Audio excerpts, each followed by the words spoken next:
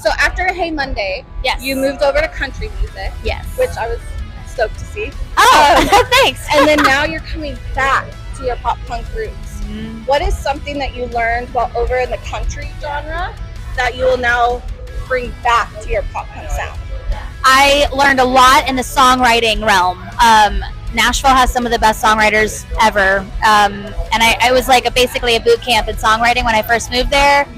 I really learned how to tell a story, how to not treat the lyrics like filler. You know, I think a good melody and a good production is amazing, but when you put a really good lyric with it, it just takes it to the next level. So I'm in no way like a prolific writer like a Max Bemis or whatever, but I do feel like Nashville made me a better songwriter, so I'm trying to bring that into pop punk as well. Yeah.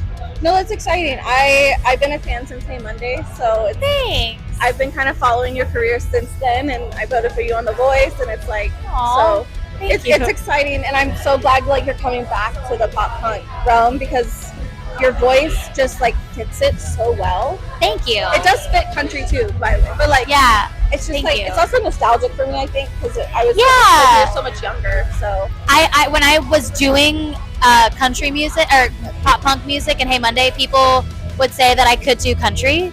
And then when I was doing country, people were like, "You got the rock thing," and I'm like, "Well, that's where it came from." But yeah.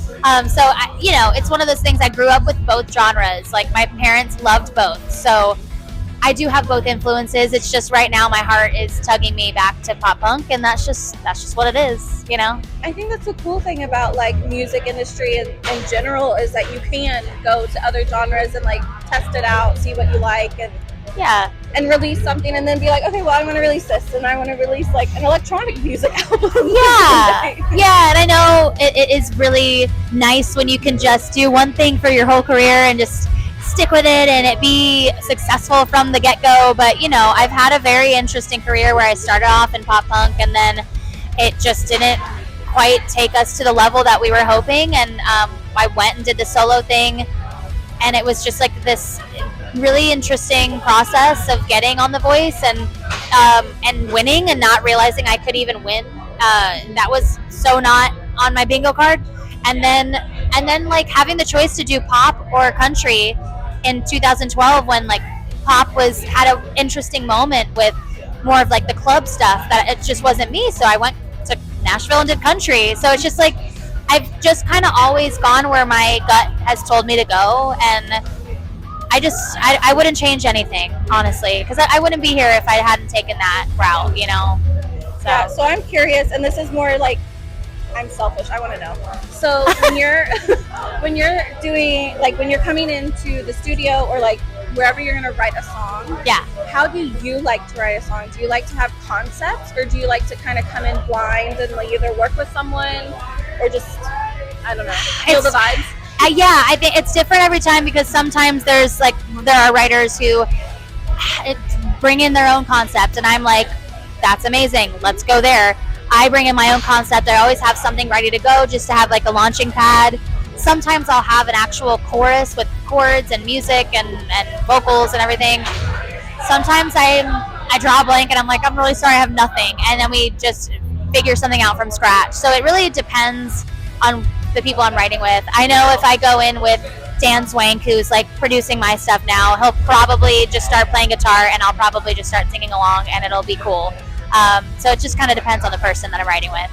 I'm always curious because I'm like on this side of the music industry, so I'm like I'm never in the room with y'all, and I'm like I'm just so curious. Yeah. Like, how do you come up with that? Like it just comes out of thin. Honestly, it doesn't come out of thin air because that doesn't make sense. But like it feels like it sometimes because I just start singing melodies along when somebody's playing, and it just feels like that's really cool. I'm obviously drawing from inspiration somewhere, but music is so cool, and it brings out something in your heart and your soul that you just can't explain. So I'm lucky I have that outlet, So you played the Strange 80s show last night. I was there.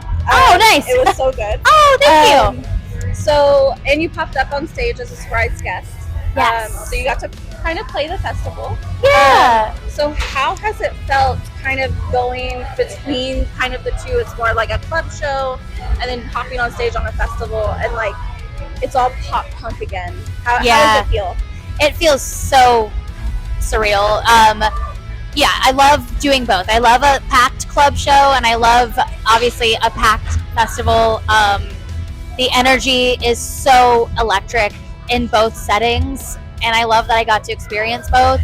But honestly, standing on that stage with Yellow Card, with that many people out there, singing with the band that I have toured with, that I've known for 10 plus years, it just meant the world. And singing my favorite Yellow Card song, you know, nonetheless, was just really special to me. So it just feels really like wild.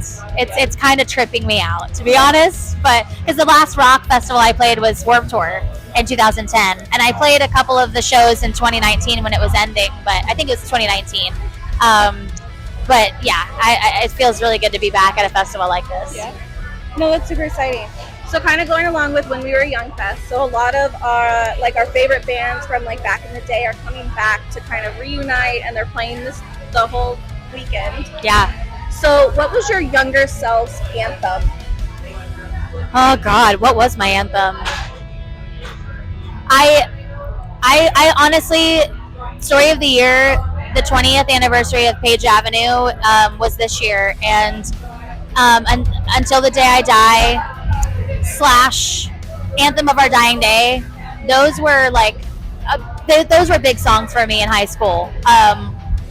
Until the Day I Die, no, Anthem of Our Dying Day was my first MySpace page song, so that was a big one for me, really big one for me. And Elena by My Chemical Romance was a big one too.